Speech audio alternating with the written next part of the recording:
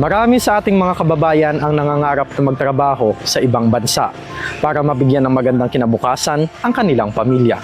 Pero ang tunay na pangarap ng marami nating OFW ay ang makauwi at magkaroon ng sariling kabuhayan dito sa Pilipinas. Magandang araw mga ka-Love Racers! Ako muli ang inyong lingkod, Kuya Love. At nandito tayo ngayon sa Leon, Iloilo para sa isang espesyal na episode ng kwentong ka-Love Racers.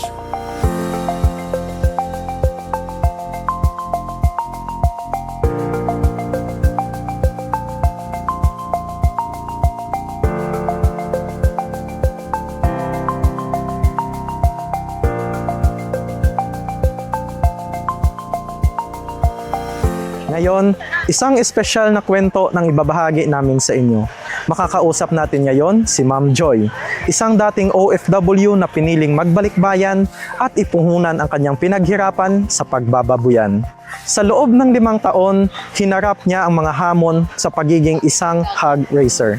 At ngayon, matagumpay niyang napatakbo ang kanyang sariling farm.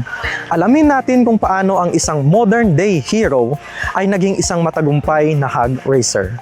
Alamin natin ang kanyang kwento. Okay, ma'am, good afternoon. No? Ma'am, maaari ka po ba magpakilala sa ating mga ka-Love Racers?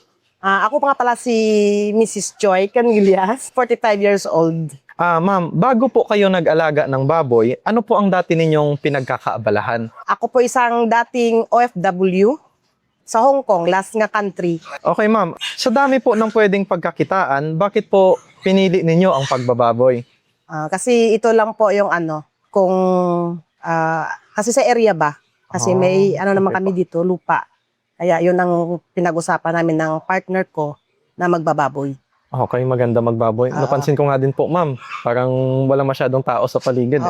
Ano po, ma'am, ang pinakamahirap na sakripisyo na ginawa ninyo para masiguradong hindi magugutom o magkakasakit ang mga alaga ninyo? Minsan, pag walang perang pambili, mangutang. Yes po, natural lang naman po. Mangutang po. May mga pagkakataon po ba noon na gusto nyo nang sumuko sa pagbababoy? Minsan, pag yung magkasakit yung baboy, tsaka yung minsan pag nanganak yung inahin ko, kukunti lang yung anak nila, parang nakaka-disappoint din. Okay po. Pero never nyo po sinukuha? Hindi po ako nag-give up. Ma'am, nag-start po kayo sa iisang inahin. Mula sa iisang inahin, paano nyo po unti-unting napalaki ang inyong pasilidad? Hindi, dalawang inahin ang nag-start, magkapatid. Tapos, nag-umpisa, patining. Tapos, nag-ano ako ng dalawang pang-inahin. Tsaka yun, tuloy-tuloy na. Sa mga anak ng inahin ko, kumukuha ko ng para pang-inahin din. Para mas maparami nyo pa. Parami. So, yung naging anak, ginawa nyo na ginawang inahin. Okay. Hindi na ako bumibili sa iba na parang gawing material. Yes po. Sino po ang katuwang ninyo sa pag-aalaga? Pamilya po ba o meron kayong binabayaran para mag-alaga, Hindi. maglinis? Ako, tsaka yung asawa ko na lang. Hands-on talaga. Hands-on kami dalawa. Galing naman po ni ma'am. Okay. Ano po ang diskarte ninyo sa pagpapalaki ng baboy? Sa tamang pagpakain sa kanila, tamang vitamins, gamot, kung ano dyan, kung may may sakit yung mga baboy, tinitreat, ganyan. Ano po ang makita ninyo na epekto sa paggamit ninyo ng love feeds? Una-una, gusto ko love feeds kasi sa dumi. Hindi gaano maamoy, mabaho. Hindi, wala masyadong amoy. Tapos ano pa, ma'am? Tapos, yung growth ng baboy, mabilis lumaki. Okay. Ma'am, pansin namin, gumagamit din po ba kayo ng Love Feeds Gold? Pag meron akong patining. Sa patining nyo ginagamit yung Love Feeds Gold. Pwede nyo po ba ikwento kung ano yung epekto ng Love Feeds Gold sa inyong mga patining?